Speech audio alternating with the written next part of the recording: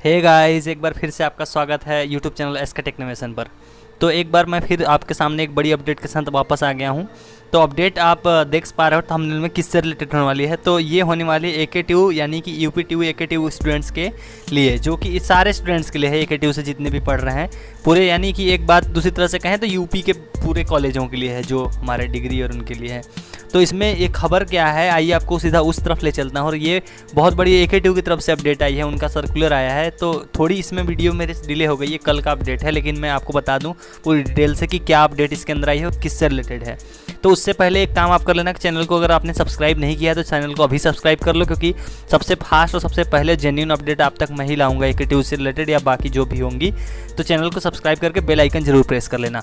अब आपको ले चलता हूँ कि क्या सर्कुलर आया है। आप ये सर्कुलर ओपन करता हूँ, सर्कुलर आपको दिखाता हूँ ये सर्कुलर किससे रिलेटेड होने वाला है। तो सर्कुलर आप देख पा रहे हैं, अभी सर्कुलर आपके सामने ये रहा। तो सर्कुलर है ये सिक्योरिटी मनी किससे रिलेटेड है। सिक्योरिटी मनी अगर आपको याद नहीं होगा या याद होगा, बहुत लोगों को पता होगा कि जब आप एडमिशन लेते हो कॉलेज में तो आपको जो स्टार्टिंग में कुछ अमाउंट कॉलेज सिक्योरिटी मनी के नाम पे लेता है, जमानत राशि के नाम पे कुछ पैसा आपसे लेता है किसी से। कोई कॉलेज 10,000 ले रहा है, कोई 20 ले रहा है, कोई 5,000 ले रहा है, कोई कुछ ले रहा है। तो ये ले रहा है, सबसे लेता है। और इसका करता क्या है कि ये जमा करा लेते हैं, उसके बाद उसको रिफंड करने का या क्या करने का कुछ स्टूडेंट भी भूल जाते हैं, और कॉलेज भी अगर स्टूडेंट को याद है तो कॉलेज नहीं देता। तो ये था, तो उससे रिलेटेड जो है कि सर्कुलर AKTU ने निकाला है कि उससे रिलेटेड कुछ फिक्स नियम कर दिए उन्होंने कि अब वही फॉलो करना होगा कॉलेजों को, नहीं तो उनको बहुत ही तगड़ा वाला उनको दंड देना पड़ सकता है। 4 गुना लगान वाली बात हो जाएगी, 4 गुना लगान वसूला जाएगा, कुछ इस तरह का ही नियम लाया है AKTU। तो करना क्या है उसमें, सिंपली देखिए, आप यहाँ पे देखिए सर्कुलर में साफ साफ लिखा हुआ है कि ये उसी से रिलेटेड होने वाला है जो डिप्लोमा डिग्री या उनसे रिलेटेड समय जो जमानत की धनराशि जो जमा कराई जाती है कॉलेज के द्वारा, ये उससे रिलेटेड होने वाली है। तो इन्होंने सर्कुलर में ये देखिए इसका रेफरेंस दिया हुआ है, इस नीचे वाले का, इस पेपर का 25 अगस्त वाले एक सर्कुलर का कार्यालय आदेश कि जो है कि पहली बात तो इसमें एकदम साफ साफ लिखा हुआ है, पहला पॉइंट कि कोई भी कॉलेज अगर डिग्री का स्टूडेंट है तो उससे 5,000 रुपये से ज़्यादा आपसे सिक्योरिटी अमाउंट नहीं ले सकता। पहला नियम तो ये है, ये मैक्सिमम अमाउंट है जो कि ये ले सकता है कोई भी कॉलेज, इससे ज़्यादा आप नहीं दे सकते और नहीं ले सकता है। तो ये पहला नियम हो गया, ये डिग्री वालों के लिए हो गया। और दूसरा क्या है, डिप्लोमा वालों के लिए है। डिप्लोमा वालों के लिए क्या है, जो डिप्लोमा के छात्र हैं डिप्लोमा वालों के लिए है। ये डिप्लोमा वालों के लिए क्या है, वही अमाउंट जो 5,000 डिग्री वालों के लिए, वो मैक्सिमम अमाउंट इनके लिए 3,000 रुपये हो गया है। मतलब 3,000 से ज़्यादा कोई भी डिप्लोमा वाले छात्र से कोई भी कॉलेज नहीं ले सकता सिक्योरिटी मनी के नाम पे। ये मैक्सिमम अमाउंट है जो कि कॉलेज मांग सकता है और आप इतना दे सकते हो, इससे ज़्यादा नहीं दे सकते, इससे कम तो चल जाएगा, पर ये मैक्सिमम अमाउंट है। ये मैक्सिमम अमाउंट है जो कि अब फिक्स कर दिया गया है इस सर्कुलर के हिसाब से कि इतना ही ले सकता है, इससे ज़्यादा नहीं ले सकता। अब आइए दूसरा इंपॉर्टेंट पॉइंट की तरफ ले चलता है जो सर्कुलर में लिखा हुआ है, वो ये है कि जो अमाउंट तो चलो जमा हो गया, ठीक है, कॉलेज में एडमिशन लेते टाइम चलो जमा भी कर दिया अमाउंट लड़के ने।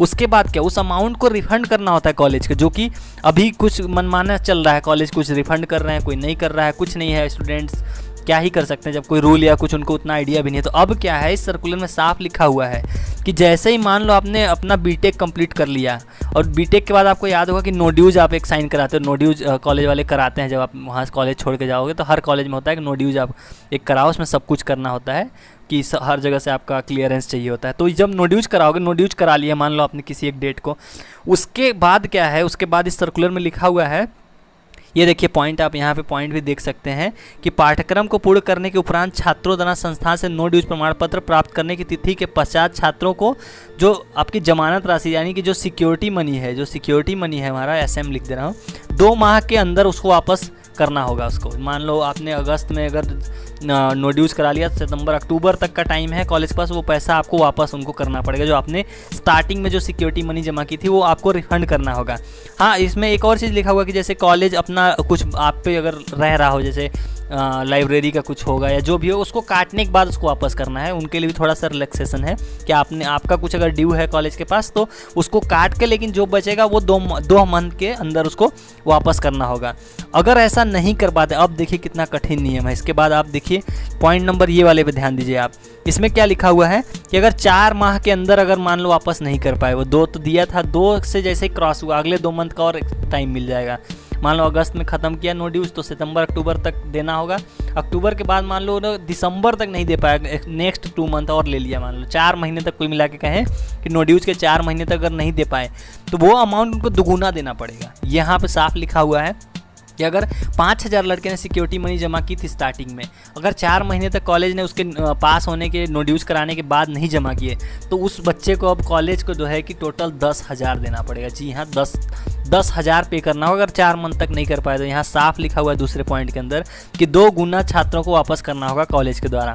और देखिए, और 4 माह तो अगर मान लो चलो 10,000 अभी तो दुगुना ही लग रहा है, और लेट किया कॉलेज ने, इनकेस मान लो उससे भी डिले कर गए, 4 क्या 6 महीने अगर हो गए, तो वो अमाउंट अब 3 गुना हो जाएगा। मतलब जो 5,000 था अब कॉलेज को 15,000 देना पड़ेगा। जी हाँ, अब हो गया वो 3 गुना अगर 6 महीने।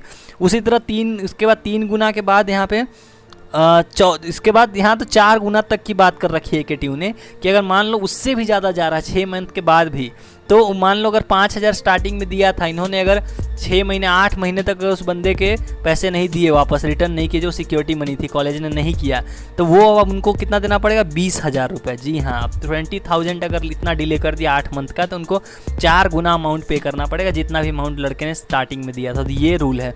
अब मैं सोच रहा था कि मान लो अगर इसमें ये नहीं लिखा है कि उसके आगे अगर निकल गए, मान लो 8 मंथ से भी किसी कॉलेज ने नहीं दिया, तो क्या होगा? वो बढ़ता जाएगा क्या लगान की तरह, 8 गुना, 16 गुना, 32 गुना? इसमें ये तो नहीं लिखा है, ये मेरा पर्सनल डाउट था, पता नहीं उसके आगे का तो उन्होंने रूल नहीं लिखा। तो ये कुछ खतरनाक नियम थे सिक्योरिटी मनी से रिलेटेड, जो AKTU ने बिल्कुल क्लेरिफाई कर दिया इस सर्कुलर के थ्रू। ये पूरे कॉलेजों में भी चला गया है, तो अब कॉलेज ये भी नहीं कह सकता कि उनको पता नहीं है। पूरा सर्कुलर है ऑफिशियल, जो आप रेफरेंस ले सकते हो। तो कॉलेज में जो भी पढ़ रहे हैं अब इस रूल के बारे में अच्छे से आप जान गए हो क्या सिक्योरिटी मनी का है, तो आप उनसे 10 गुना 5 गुना लगान वसूलना अगर आपका सिक्योरिटी मनी वो नहीं दे पाते हैं तो इस वाली वीडियो में यही सर्कुलर था, यही अपडेट थी, मैंने जो डिटेल में आपको समझा दिया है। अगर आपको समझ में आ गया और वीडियो अच्छी लगी हो तो चैनल को प्लीज़ सब्सक्राइब कर लेना, और वीडियो को हाँ लाइक करके जरूर जाना। तो इस वीडियो में इतना ही। Thank you for watching.